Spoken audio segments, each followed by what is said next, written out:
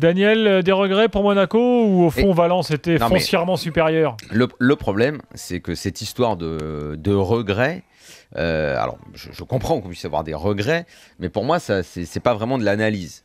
Ça préambule à l'analyse. Non, mais je sais bien. Non, mais je comprends. Mais on est obligé. De toute façon, tu regardes le match, le joueur sort, il a des regrets, pas des regrets. Est-ce qu'il a tout fait? Est-ce qu'il a pas tout fait? Le problème, c'est qu'en l'occurrence, pour avoir des regrets, il faudrait que je sois convaincu que Monaco, puisse être au niveau de Valence. Or, je pense que Valence est supérieur à Monaco. Ben, Daniel, déjà au match aller, le regret que tu peux avoir, c'est la construction qui a été quand même une obligation pour Jardim, puisqu'il connaît ses joueurs mieux que nous tous. Avec la défense de voir la défense du match aller, excuse-moi, j'ai pris peur. Là, c'est plus des regrets, c'est des excuses. C'est pas pareil encore. On est encore dans un autre domaine. Ou des explications. Non, mais le problème, c'est que Valence aussi, il faut pas regarder seulement d'un côté. Valence aussi avait des absents peut-être plus importants, d'ailleurs, au match aller.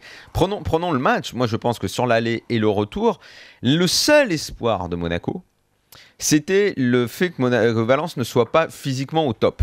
Ça s'est vu à l'aller, ça s'est vu ce soir dans les dernières 20 minutes où clairement ils ont baissé de pied. Mais ça se sent, ça se voyait à leur visage tout simplement. Ils étaient cramés physiquement. C'était le seul espoir.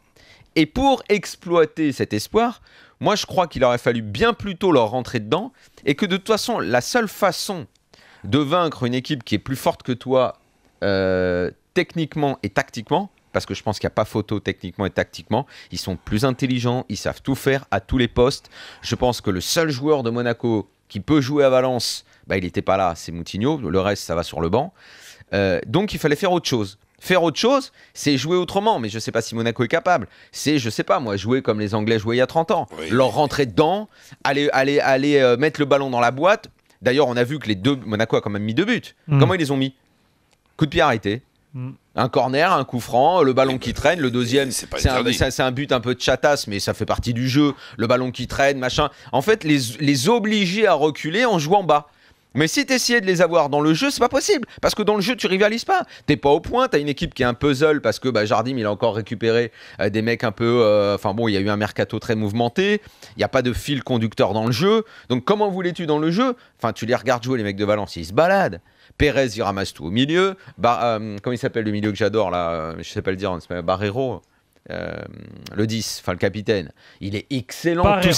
Tout ce qu'il fait est parfait et juste. Fegouli sur le côté, il a fait tourner en bourrique Kurzawa qui va finir avec 3 Doliprane tellement il a mal au crâne. Ouais, pauvre est sorti même. Donc, oui, en plus il était diminué. Donc voilà. Ça